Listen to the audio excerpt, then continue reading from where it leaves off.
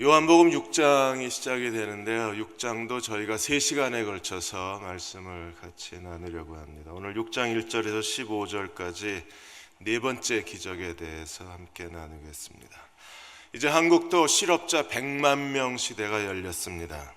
실업자 통계 기준이 바뀌어진 2000년 이후에 처음으로 100만 명이 넘어섰습니다. 통계청이 지난 1월 11일 날 발표했는데 101만 2천 명입니다. 이 실업자 중에 청년 실업자가 43만 5천 명이어서 전체 40%가 넘었습니다. 청년층의 실업률이 9.8%로 가파르게 증가되고 있습니다. 비경제 활동 인구로 구분이 되는 취업준비생, 구직 단념자까지 합치면 200만이 넘는 숫자입니다. 점점 살기가 어려워지고 있는 상황입니다. 대내의 여건이 좋지 않습니다. 미국 지금 중국과 외교 마찰로 인해서 한국의 수입이 제한 조치당하고 있고 미국의 보호주의가 팽창할까 우려하고 있습니다. 무엇보다 국내 상황도 소비, 투자, 수출 상황이 세 요소가 다 겹쳐 있는 상황에다가 이제 대통령 선거를 앞두고 있어서 정치가 이 국민의 어려운 문제를 해결할 상황, 시간적 여유가 없는 것으로 보인다고 했습니다. 오늘 요한복음 6장에서 일어난 오병이어의 기적의 사건은 갈릴리 지방에서 일어났는데 이스라엘 사회 구조 가운데 갈릴리 지역의 사람들은 최저임금 노동과 그리고 생계의 위험에 노출된 사람들입니다. 그들의 가장 중요한 관심사는 먹는 것 그리고 직업을 구하는 것. 예수께서 갈릴리 지역에서 이 오병이어의 기적을 일으키신 것은 특별한 갈릴리 지역이 가난한 지역이었기 때문에 그렇습니다. 오병이어의 기적은 사복음서에 다 기록이 되어 있습니다. 예수님의 죽음과 부활 사건과 더불어 하나님의 기적 가운데 오병이어의 기적만 사복음서에 다 기록이 되어 있어요. 이 오병이어의 기적이 언제 일어났나요? 오늘 6장 4절에 보시면 마침 유대인의 명절인 유월절에 일어났다고 했습니다. 유월절에 일어난 오병이어. 그래서 두 가지 중요한 의미가 오병이어 기적에 있는데 그 하나는 오병이어의 기적은 어린아이가 바친 물고기 5마리, 보리떡 5개, 물고기 2마리로 2만 명이 넘는 사람이 배부르게 먹었어요. 예수님은 어린아이가 가지고 있는 오병이어로 오신 분이십니다. 그래서 예수께서 십자가에 죽으시고 부활하심으로 누구든지 그를 믿는 자에게 영원한 생명을 주시는 생명의 떡이신 그리스도이십니다. 또 하나 중요한 오병이어의 기적의 메시지가 있는데 그것은 예수 그리스도를 의지하는 법은 무엇인가? 우리가 하나님께 도움을 받으려면 어떻게 해야 되는가? 오병이어의 기적이 일어난 것처럼 오늘 우리들의 삶에는 하나님의 도움과 기적이 필요한데 누가 하나님의 도움을 받을 수 있는가? 하나님의 도움을 받을 수 있는 3가지 과정을 우리에게 설명해 주고 있습니다. 생명의 떡으로서의 예수님은 이제 6장에서 저희가 나중에 살펴볼 겁니다. 오늘은 하나님을 의지하려면 어떻게 해야 하는가? 하나님의 도우심을 받으려면 우리에게 뭐가 필요한가? 믿음의 관점에서 오늘 6장 1절에서 15절까지 본문을 보고자 합니다. 첫째로 두 종류의 삶의 방식이 있다는 사실을 기억해야 합니다. 예수께서 6장 5절에 보시면 눈을 들어 큰 무리가 자기에게로 오는 것을 보시고 빌립에게 이르시되 우리가 어디서 떡을 사서 이 사람들을 먹이겠느냐. 예수님이 제자들과 함께 산에 계셨는데 갈릴리 지역에 있는 많은 군중들이 예수께로 몰려왔어요. 몰려오는 군중을 보시고 예수께서 제자들에게 우리가 어디서 떡을 사서 이 사람들을 먹이겠느냐. 예수님은 군중들의 배고픔에 대해서 민감하셨고 오늘 예배드리는 우리 개인의 삶의 필요에 대해서도 주님은 다 알고 계시고 그 필요를 채우시는 분이십니다. 어디서 떡을 사서 이 사람을 먹이겠느냐. 제자들에게 갑자기 예수께서는 이 사람들에게 먹을 것을 주라고 명령을 하셨어요. 우리가 살다 보면 우리 힘으로 할 수 없는 일, 우리의 능력 바깥의 일들이 우리에게 주어질 때가 있습니다. 그럴 때 우리는 어떻게 해야 되나요? 오늘 예수님은 빌립을 시험하셨다고 그러셨습니다. 그래서 빌립의 길이 있고 안드레 방식이 있는 거예요. 빌립은 어떻게 했습니까? 6장 7절에 빌립이 대답하되 각 사람으로 조금씩 받게 할지라도 200데나리온의 떡이 부족할 것입니다. 2만 명의 군중이 산에 앉아 계신 예수님께로 다가옵니다. 예수께서는 너희가 먹을 것을 주어라. 그러자 빌립은 즉각적으로 돈을 계산해내요. 우리는 본능적으로 어떤 일을 하고 뭔가 새로운 도전을 하고 새로운 프로젝트를 해나가는 데 있어서 우리는 본능적으로 돈부터 계산합니다.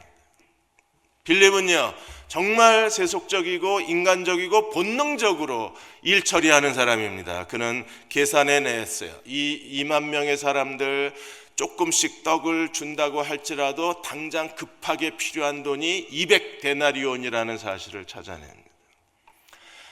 얼마나 현명하고 얼마나 지혜로워요. 사람들의 숫자를 계산해서 떡을 얼마씩 줄 때에 얼마가 든다는 비용을 산출해내니까 민첩한 사람 아닙니까? 200데나리온이면 당시의 노동자가 8개월 동안 한 푼도 쓰지 않고 모아야 모을 수 있는 돈이 200데나리온입니다.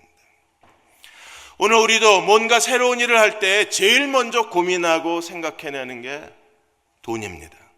돈은 있어? 자녀들이 부모님께 와서 벤처 해야 되는데 이 아이템은 정말 성공하는 아이템이라고 말하면서 그 새로운 프로젝트에 대해서 설명을 하면 부모의 즉각적 반응이 무엇입니까? 돈은 있냐?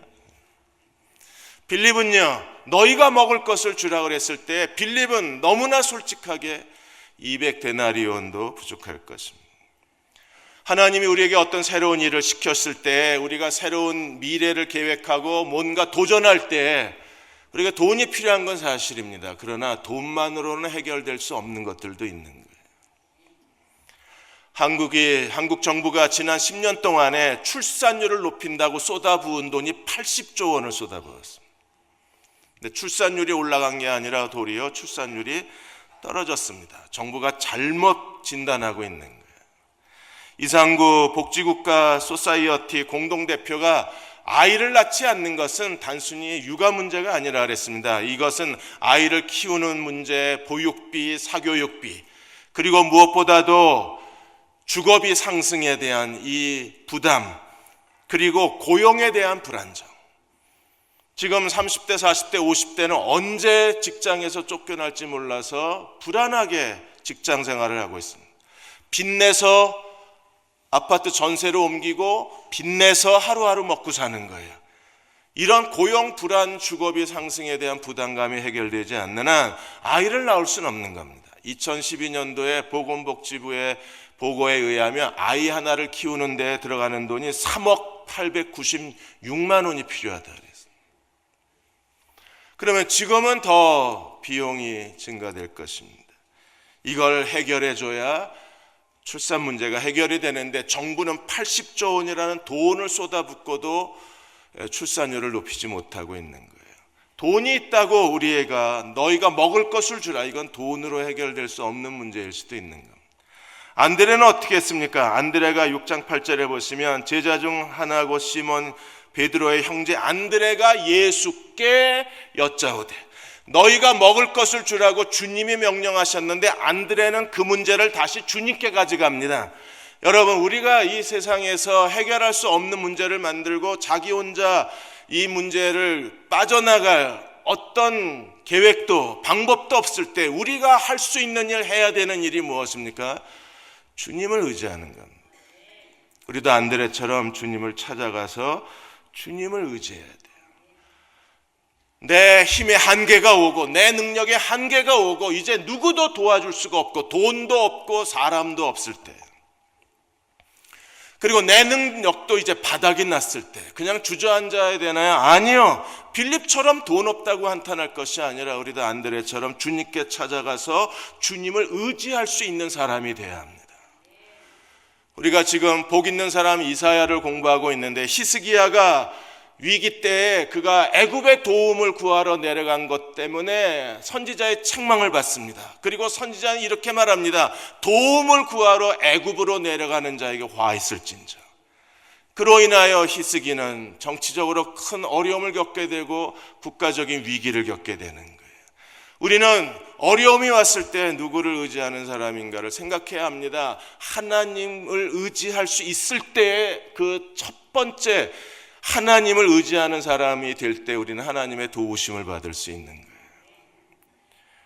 우리가 잘 아는 고아의 아버지 조지 물러는 영국의 브리스톨 애슐리 다운 고아원을 통해서 여러 전 지역에 고아원을 세우고 무려 24명의 고아들을 돌보고 영국 전역에 가난하고 힘들게 사는 아이들을 위해서 학교를 117개 학교를 세웠습니다.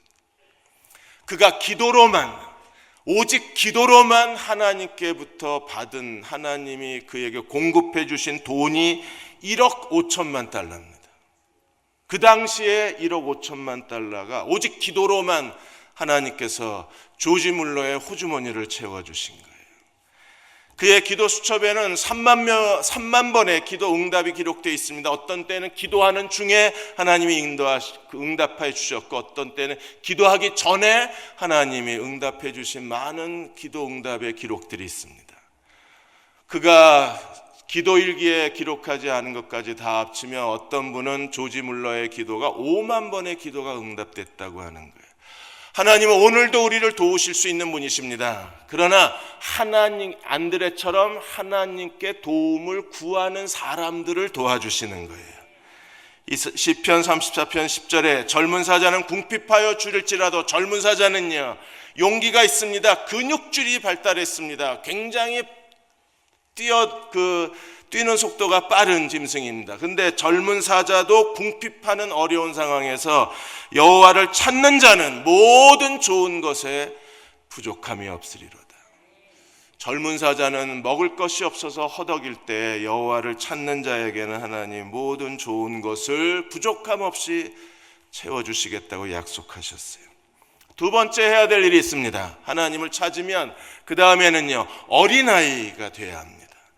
오늘 안드레가 예수께 어린아이를 데리고 왔습니다. 그래서 9절에 여기 한 아이가 있어 보리떡 5개와 물고기 2마리를 가지고 있나이다. 안드레가 지금 데려온 사람은요 어린아이입니다. 여기 한 아이가 있습니다. 그 다음에 그 아이가 가지고 있는 것은요 보리떡 5개와 물고기 2마리입니다. 보리떡 그러니까 빈대떡 같은지 생각하실지 모르겠는데 그냥 초코파이나 호떡 정도의 아이가 먹을 수 있는 그런 누룩을 넣지 않는 그런 떡입니다. 그 보리떡 5개, 그 다음에 물고기 2마리, 고등어구이 이만한 게 아니라 그냥 제 손가락 정도의 아이가 한 입에 먹을 수 있는 마른 생선입니다.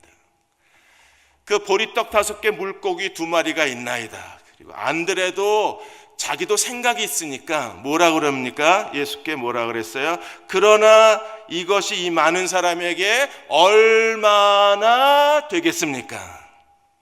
아는 거예요. 아이가 가지고 있는 도시락 하나가 요만큼입니다. 근데 지금 먹여야 될 사람들은 2만 명이 넘는 사람들이 기다리고 있는 겁니다. 안드레가 아이를 데려오고 아이의 도시락을 갖고 오긴 했지만 이게 해결 능력이 없다는 사실을 알고 그러나 이것이 이 많은 사람에게 얼마나 되겠습니까? 그러나 하나님은 어린아이의 그 작은 것을 가지고 2만 명이 넘는 사람들을 다 배불리 먹이시고 12강주리가 남게 하신 하나님이십니다. 어린아이가 가져온 도시락에서 우리가 3가지를 배워야 되는데 첫째로 하나님은 헌신된 사람이 있으면 일하실 수 있는 하나님이십니다. 지금도 어느 한 하나님의 거룩한 일을 위해서 자기의 전부를 내어놓고 그 일에 집중하고 그 일에 자기의 전부를 쏟아 넣을 수 있는 헌신된 사람 하나를 찾아내시면 하나님은 새로운 기적을 일으켜내실 수 있는 분이세요. 우리가 어떤 일을 할 때에 그 일에 대한 사명감을 가지고 그 일에 자기의 전부를 쏟아 놓으려고 하는 열정을 가지고 그 일에 자기의 전부를 바칠 수 있는 충성됨을 가진 사람 한 사람만 찾으면 하나님은 일하실 수 있어요. 근데 하나님은 그 한 사람을 찾지 못하시기 때문에 하나님이 아무것도 하실 수가 없는 겁니다. 어린아이여도 상관이 없습니다. 나이 어린 아이라 할지라도 그 아이는요, 자기가 가진 전부를 하나님께 희생적으로 드릴 수 있었습니다. 자기를 희생적으로 드릴 수 있는 그 아이 하나 때문에 하나님께서는 그리스도를 통해서 예수를 찾아온 2만 명의 사람들을 배부르게 먹이실 수 있었던 거예요. 내가 어떤 사람이냐는 중요하지 않습니다. 어린아이 같은 사람이라고 할지라도 희생적으로 자기를 드릴 수만 있다면 하나님은 그 한 사람을 통해서 오늘도 하나님의 능력과 기적을 베푸실 수 있는 분이십니다. 나는 어떤 사람인가를 우리가 생각해야 돼요. 두 번째는 이 아이는요, 자기의 전부를 하나님께 바쳤습니다. 어린아이가 아마 엄마가 도시락을 싸줬겠죠. 보리떡 5개, 물고기 2마리, 자기 도시락입니다. 여러분, 아이들은요, 내 거 이러면 아무도 못 뺏습니다. 할아버지도 못 뺏습니다. 아이가 자기의 도시락을 기꺼이 예수께 드릴 때 조금 욕심이 있는 아이면 어떻게 했을까요? 떡 하나는 빼고 물고기 1마리는 빼고 물고기 1마리하고 보리떡 4개만 드려도 할 말은 없는 거잖아요. 그러나 아이는요, 자기가 가진 전부를 예수께 드렸을 때 그 예수께서 그것을 받으시고 축복하시자 거기에 하나님의 놀라운 기적이 일어난 겁니다. 우리가 하나님 앞에 이 어린아이처럼 자기의 전부를 바치고 온전한 제물로 자기의 전부를 하나님께 즐거움으로 드릴 때 하나님이 일하실 수 있는 거예요. 윌리엄 부스는 구세군을 일으켜서 빵과 복음을 가지고 가난한 사람들에게 먹을 걸 주면서 동시에 복음을 통해서 그들에게 하나님 나라와 복음을 전했습니다. 윌리엄 부스를 통해서 정말 많은 가난한 사람들이 큰 사랑을 받았고 그로 인하여 주님께로 돌아와 구원받는 사람이 많았어요. 그는 하나님께 놀랍게 쓰임받은 하나님의 종이었습니다. 어느 날 윌리엄 부스에게 한 기자가 와서 물었습니다. 그렇게 하나님께 크게 쓰임받은 비결이 무엇입니까? 윌리엄 부스는 이렇게 대답합니다. 지난 80년 동안 하나님은 윌리엄 부스의 모든 걸 다 가져가셨습니다. 윌리엄 부스가 자기가 가진 전부를 하나님께 바치자 하나님도 윌리엄 부스를 통해서 하나님의 크신 일을 이루어내실 수 있었던 거예요. 우리가 하나님 앞에 자기의 전부를 바칠 수 있어야 합니다. 성가대가 찬양을 부를 때 자기의 마음을 다해서 하나님을 찬양해야 하고, 우리가 목자가 되든 교사가 되든 교회 어떤 일을 할 때 우리의 전부를 하나님 앞에 아낌없이 드리는 마음으로 하나님을 섬길 때 그곳에 내가 전부를 드려야 하나님도 나에게 하나님이 주실 수 있는 모든 걸 주시는 거예요. 직장 생활도 마찬가지입니다. 여러분들이 직장에서 일을 할 때 그냥 사람들을 기쁘게 하려고 일을 하는 게 아니라 내가 정말 죽게 하듯이 나의 전부를 바쳐서 매일 똑같이 되풀이 되는 일이라고 할지라도 그 일을 내가 모든 마음을 다해서 그 일을 해낸다면, 내가 하나님께 나 자신을 바칠 수만 있다면 하나님은 그것을 통해서 우리 인생에 새로운 도전을 주실 수 있습니다. 가족들을 대하는 것도 마찬가지입니다. 우리가 매일 늘 보는 가족이기 때문에 마음에 무심하기가 쉽고 함부로 대하기가 쉬운데, 우리가 정말 가족을 한 사람 한 사람을 마음을 다해서 사랑하고 섬기면 우리가 전부를 주면 하나님도 전부를 주시는 거예요. 감리교를 시작한 잔 웨슬레도 하나님께 큰 능력으로 쓰임을 받으신 분이셨는데, 잔 웨슬레도 하나님께 바치고 또 바쳤던 분입니다. 그만큼 하나님께 바쳤기 때문에 하나님이 그를 쓰시는 거예요. 웨슬레의 경제 철학, 그게 감리교의 하나님의 사람들의 경제관이 되기도 했는데, 할 수 있는 한 너는 모든 최선을 다해서 돈을 벌어라. 할 수 있는 한 절약해라. 할 수 있는 한 나눠줘라. 모든 노력을 다해서 열심히 일을 합니다. 그리고 열심히 절약합니다. 그리고 열심히 하나님과 사람들 앞에 나눠주는 거예요. 잔 웨슬레 목사님이 평생 동안 하나님께 바친 돈이 미국 달러로 환산하면 1764만 705달러입니다. 1700년대. 그러면 한국 돈으로 한 210억 되는 거예요. 뭐 정유라 말값도 안 되지만 그 당시에 목사님이 하나님이 주신 것을 가지고 하나님께 바친 게 210억 달러가 되는 거예요. 210억 원이 되는 거예요. 1731년에 잔 웨슬레는 일생의 중대한 결정을 하나님께 내립니다. 자기가 최소한으로 인간답게 살 수 있는 최소 비용을 28파운드를 정했어요. 그리고 28파운드만 갖고 사는 겁니다. 수입이 1000파운드가 되고 2000파운드가 되고 3000파운드가 돼도 자기는 28파운드로 살고 최소한으로 검소하게 살고 나머지는 전부 하나님께 바치고 하나님 나라에 바치는 거예요. 그가 하나님께 바친 만큼 하나님은 웨슬레를 통해서 하나님의 크신 역사를 이루어내신 겁니다. 어린아이가 바친 도시락의 또 다른 세 번째 교훈은 무엇입니까? 어린아이의 도시락, 이거 아이용입니다. 어린아이 겁니다. 아이가 한 끼 먹는 겁니다. 지극히 작은 겁니다. 보잘것없습니다.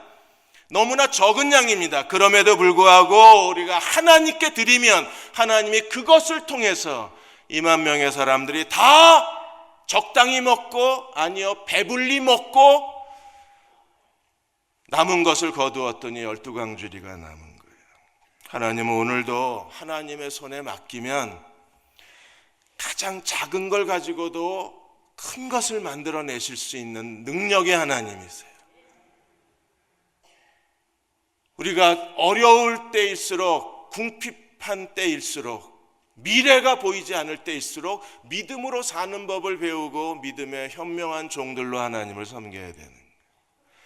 하나님, 우리가 가진 적은 것을 하나님의 손에 드리면 하나님은 얼마든지 그 적은 것을 가지고 큰 일을 이루어내실 수 있는 하나님이심을 우리가 믿어야 돼요.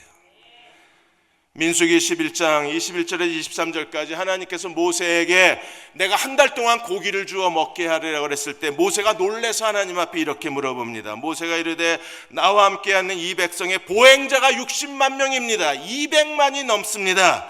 주의 말씀이 한 달 동안 고기를 주어 먹게 하겠다 하시오니 그들을 위하여 양떼와 소떼를 잡은 적 조카오며, 우리가 가지고 있는 양떼 소떼 다 잡아도 한 달 동안 못 먹습니다.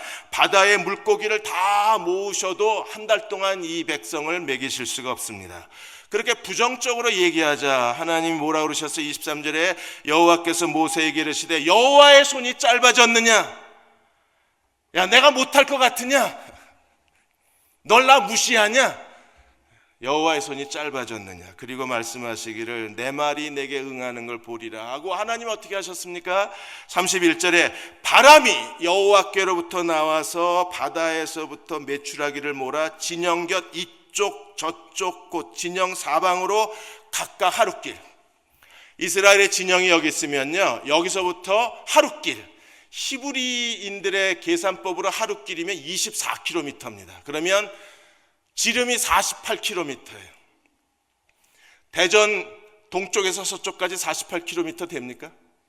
남북은 48km 되나요? 그러면 사방 48km 안에 메추라기를 하나님이 보내셨는데 어떻게 보내셨어요?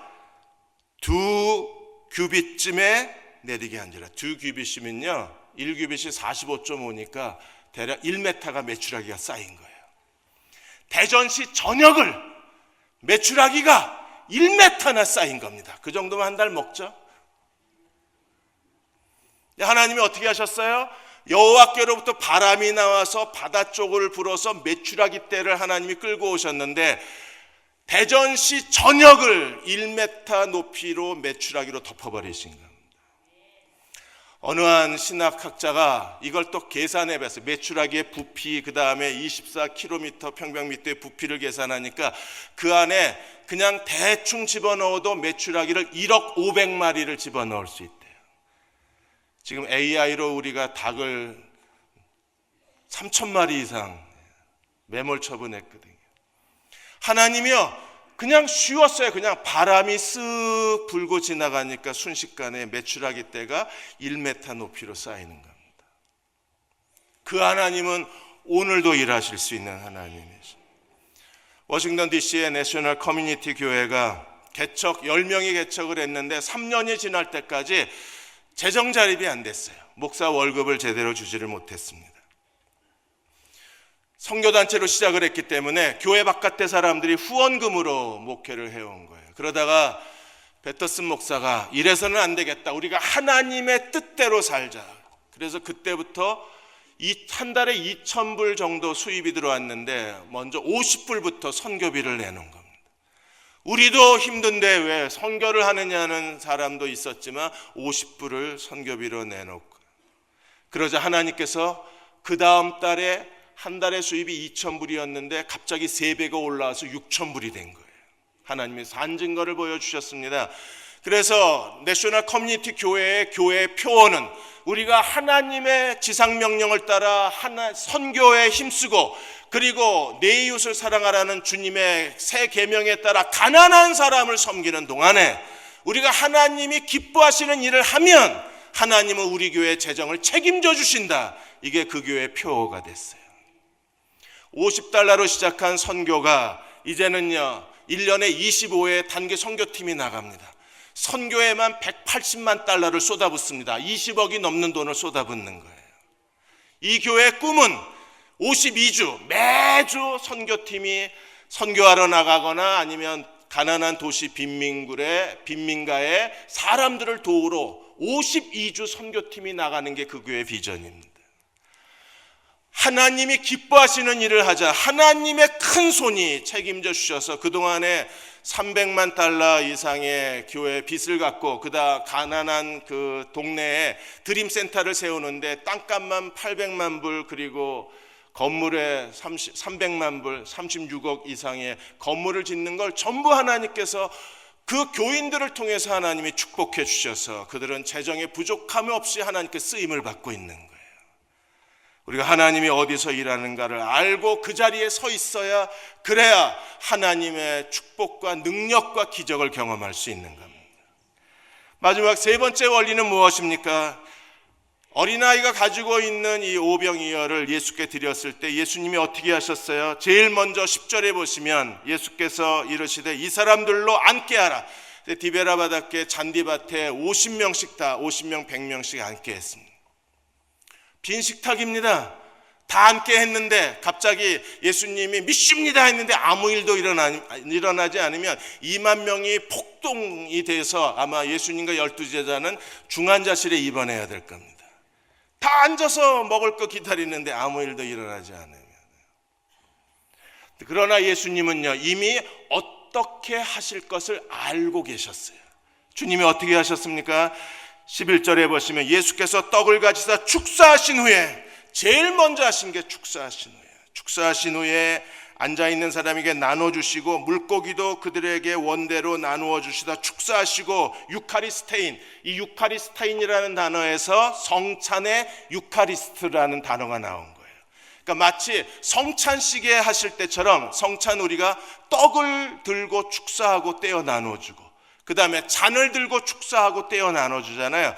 여기는 잔 대신에 물고기를 들고 축사하셨지만, 여러분 우리가 하나님께 드린 것이 하나님께 유카리스트, 마치 성찬을 축복하듯이 하나님이 그걸 받으시고 하나님이 축복하실 수만 있으면 가장 적은 것, 보잘것없는 것을 가지고 하나님은 그 많은 사람들을 다 배불리 먹이시고 하나님의 놀라우신 일을 성취해내는 거예요. 너희가 먹을 것을 주라고 명령하신 주님이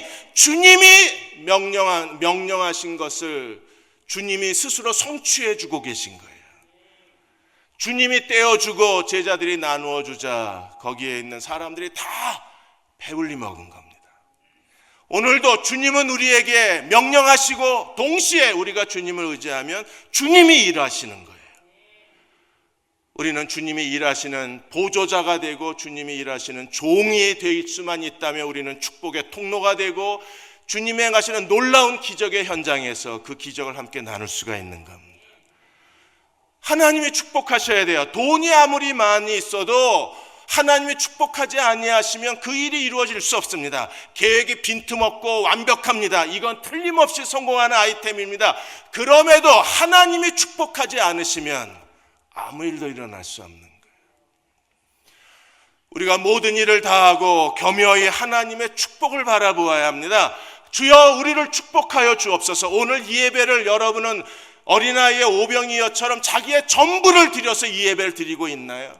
또 또 여러분이 이 예배를 드리면서 주여 예배드리는 나를 축복해 주옵소서, 여러분이 가정에서 아들, 딸들을 쳐다보면서 그 아들, 딸들에게 마음으로 주여 이 아이들을 축복해 주옵소서 기도하고 계시나요? 하나님이 축복하시는 가정이 되어야 하고, 하나님이 축복하시는 교회가 되어야 하고, 하나님이 축복하시는 우리의 모든 일이어야 합니다. 그래야 그곳에 떼어 나눠줄수록 사람들은 배부름을 얻게 되고, 떼어 나눠줄수록 먹고 남는 기적은 일어날 수 있는 거예요.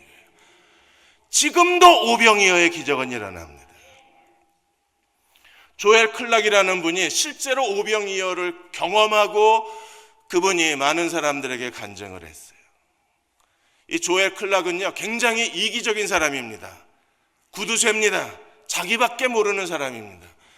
이 사람이 남아프리카 공화국에서 교회 스텝으로 있었는데, 그 교회 스텝으로 10년 동안 있는 동안에 믿음이 전혀 없는 사람입니다. 그냥 돈을 많이 주니까 그 교회에서 일을 한 거예요.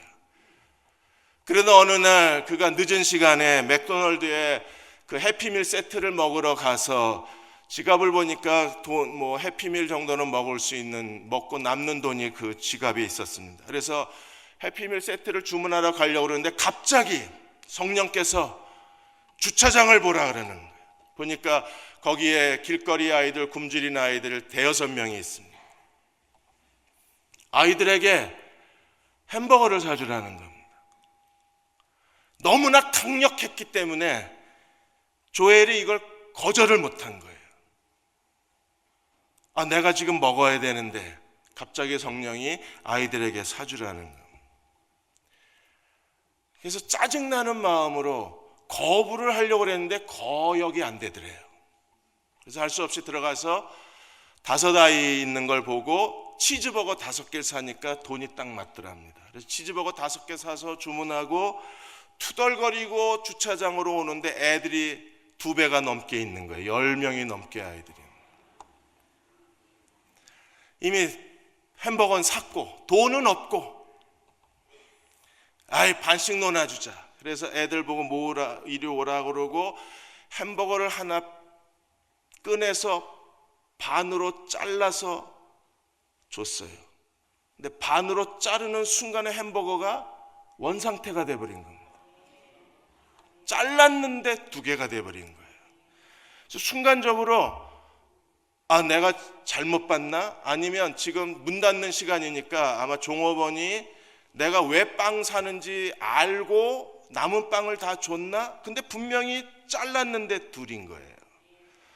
제가 이걸 책으로 읽었습니다. 그래서 진짠가 해서 다 검색을 해서 이 사람 간증이 어디 있나. 그 간증을 찾아서 들었는데 정확한 건요, 빵을 잘랐는데 순식간에 빵이 2개가 됐대요. 설마 그리고 2번째 빵을 꺼내서 딱 잘랐는데 순식간에 2개가 되더랍니다. 그래서 거기 주차장에 있는 애들을 빵, 치즈버거 하나씩 다 주고 이제 애들이 다 받은 거예요. 그리고 봉지를 딱 봤는데 딱 하나 들어있더래요. 자기 거. 그 순간에 주저앉았답니다. 하나님 살아계시구나. 그리고 깨달은 거예요. 하나님이 주라고 그럴 때, 하나님이 바치라고 그럴 때 바치면 하나님은 그걸 더 불어나게 하시고 더 증가되게 하셔서 모든 필요를 다 채우시는 분이시구나. 만일에 내가 거역하고 해피밀 세트 사서 내 뱃속만 채웠으면 아무 일도 안 일어났을 텐데, 그 돈을 주님의 손에 드렸더니 주차장에 있는 아이들도 다 배가 부르고 자기도 배가 부른 거예요. 그때부터 이분 영화 감독입니다. 영화 제작자. 그래서 정말 가난한 사람들의 고달픈 삶의 이야기를 필름에 담아서, 그래서 사람들에게, 가난한 사람들에 대한 공감을 일으키는 영화를 만드는 영화 제작자가 된 거예요. 지금도 하나님은 일하고 계신 겁니다.